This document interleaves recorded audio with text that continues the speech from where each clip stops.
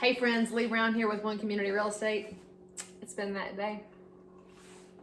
Maybe it's been that day for you too, and that's why you're here to watch Cooking with Leigh. Although my cousin Eric said I should call this, I don't know, like Cook It Till It's Brown or something. I've already forgotten, so I guess Eric, you should remind me since I have no memory, and I guess I am 2 months older than him. But anyway, tonight we're going to make meatloaf. And for you food snobs out there, y'all should know that meatloaf is not just something you watched on television one time. And if you fix it the right way, you don't have to slather it in ketchup.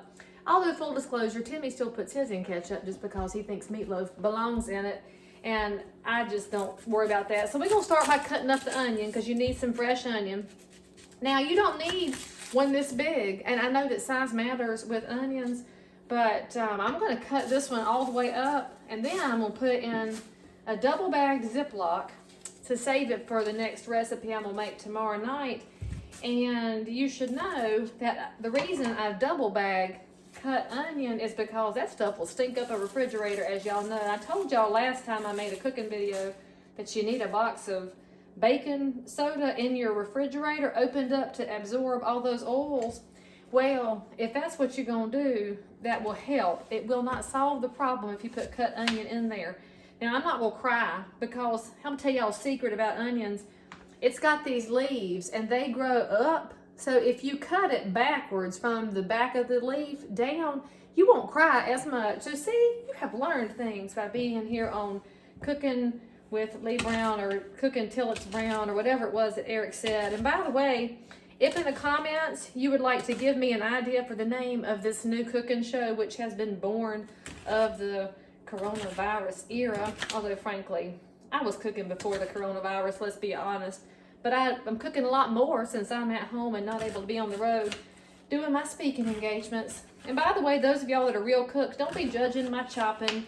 I know I wouldn't make it on Gordon Ramsay's program or even Chopped. And by the way, y'all, if you're bored watching your programs on Netflix, it's time to switch over to some food competitions, and you can watch those actually with your kids because they're not tacky and trashy like so much other of the television is. I think a lot of y'all are watching Love is Blind right now.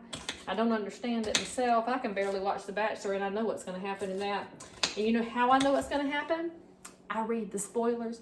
I don't know if y'all do the same thing. I believe in reading spoilers because it helps me manage my blood pressure if I know what's going to happen in advance. And by the way, for those of y'all that were silently judging me, or not even silently judging me, I did wash my hands prior to starting this. And I'm at home in my house where I have been for several days. So shut it down, Judgy Judgersons. We got to cook, we got to eat. And that's about all the more I'm going to cut it. Because I don't need it to be like where it can come out of a salt shaker. I just need it to be where it will cook down nicely and not be a mouthful of onion to where my children will stop eating what I cook. And now the onions are jumping in the floor. Well, that's fine. I'm going to have to sweep and mop later. Anyway, so now that we have our onion cut up, you see we have a gracious plenty. And what we're going to do is just, I can't do it. I can't do it. Look, I acted like I could stand here and not pick up the loose pieces out of the floor. I don't have that ability. So now they're over here in the pile of onion leaves and trash. So now what we're going to do is, one of the things you ought to know about making meatloaf is that it's kind of like a dump deal. You just dump it in the bowl. It's just so nice that way. You don't have to plan and be nervous about the order of things like you do with baking. Now, if y'all are new to baking, and I might make some baked goods because that is my love. As you can see, well, you can't see behind me. I don't know where I put them. I made banana bread today because we had some bananas that had gotten soft. And that was different than the bananas they gave us at the Myrtle Beach Marathon, friends. They gave us some green bananas in Myrtle Beach. And no, you were grateful for the food at the relief stations, but green bananas don't really help anybody. Where it was good was Publix gave us Michelob Ultra at mile 20. I was grateful for that. Now you need 1 pound to 1.5 pounds of hamburger meat. Now this one happens to be grass-fed. Look, I skimp on a lot of things, but I like decent meat because it's all about the meat. And I want grass-fed because I don't want hormones in my house any more than they have to be, because I do have 2 teenagers. So I got plenty of hormones in my house. Now, if you did not know, this is the best condiment and cooking thing ever invented in the history of forever, and this Worcestershire sauce. And you're gonna put some in. I put in enough to where it covers up my meat with a nice shade of brown and a little extra around the onions, because I frankly don't know how you can overdo with Worcestershire sauce, because it's flippin' magical. And now what we're gonna put in there is we need an egg.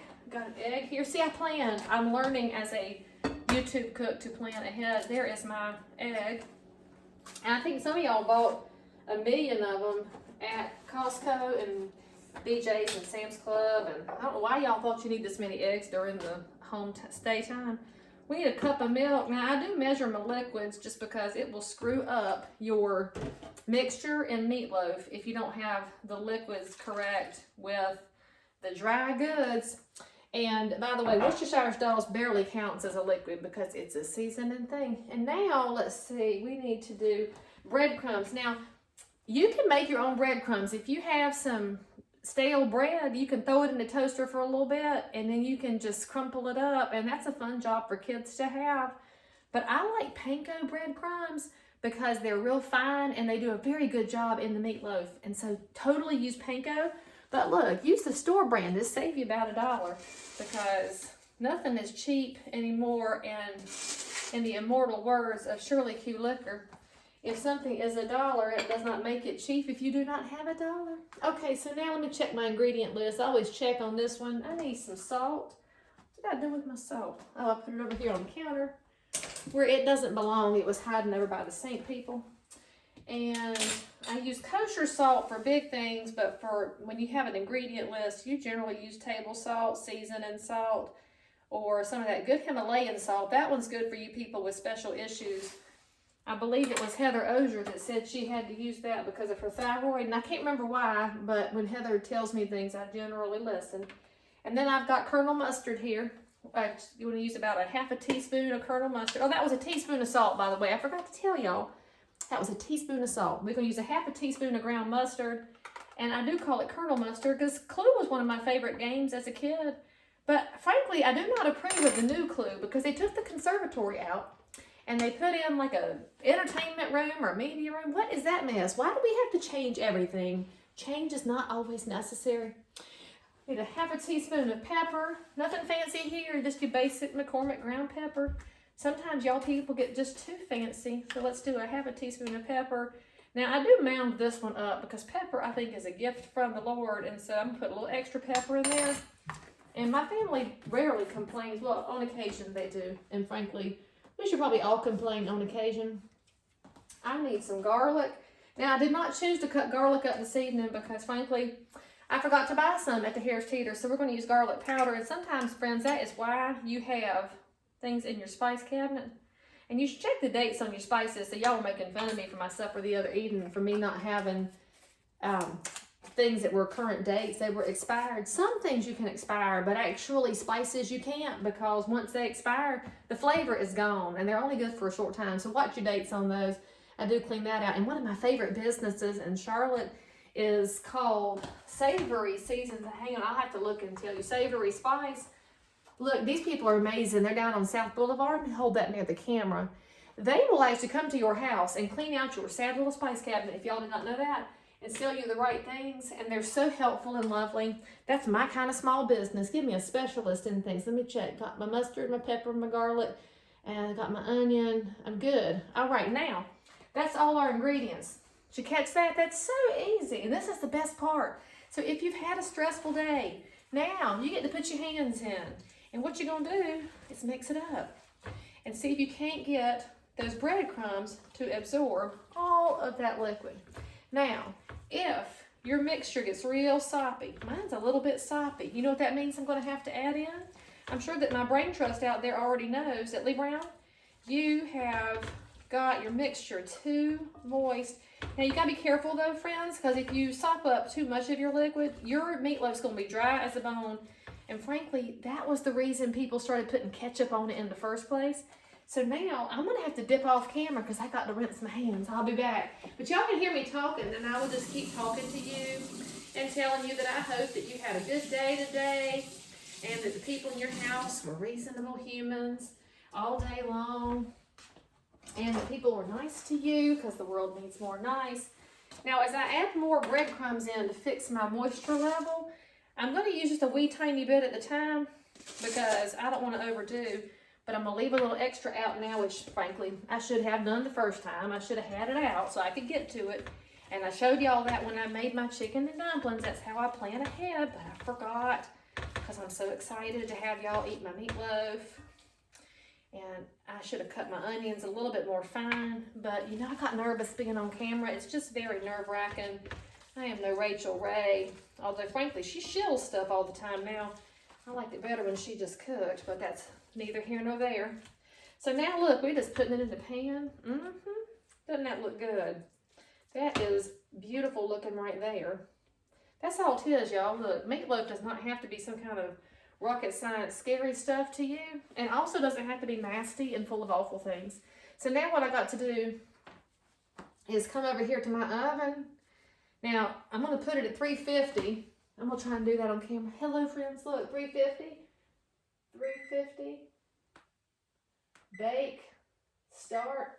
Now, what you should know is that if you are making this and your family walks in the house and says, we already ate, because that happens in my house sometimes, this can be frozen, and I will wrap it once in saran wrap and another time in tin foil, and then I put it in a freezer-safe Ziploc bag, and I write the date on the outside, and it will freeze as hard as a brick. But you can then just pop it in the oven. And so when I'm out traveling doing my speaking opportunities, I try to leave food behind for my family so they don't have to eat out every evening. And I have some meatloaf in the freezer. Now, we ran through our meatloaf supply, which is why I'm making a fresh one tonight. But when you bring it out, you should thaw it for a little bit, maybe defrost it in the microwave. Otherwise, it will take it about 3 hours to cook, just because it's a brick of frozen meat, people. And then you'll put it in the oven, cook it at 350 for about an hour when it's been frozen, but a little bit of defrosting helps. I hope you have enjoyed cooking with Leigh Brown until it's brown. And frankly, this meatloaf's going to be brown. I'll post a picture on Instagram so y'all can see what it looks like after. And in the meantime, tell me what the name of my cooking show should be. And tell me what you want me to cook next, because I have, frankly, quite a long list. Oh, and I forgot to tell y'all the magic on this one. So your breadcrumbs, now we're only using part of the container, but let's just say you had to buy the whole container for $3. And we have an egg, that's not much. We have an onion, that's about 50 cents. So let's just say you got a little bit of this stuff. Your meat's your high part right now. I paid $6 because I get mine on a real good deal. I mean, y'all, we're in this for $10 to $12. It'll feed 4 to 6 people. You don't have to break the bank. And during coronavirus, be smart with your dollars and eat at home, and tune back in, subscribe for more, and I'll see you next time.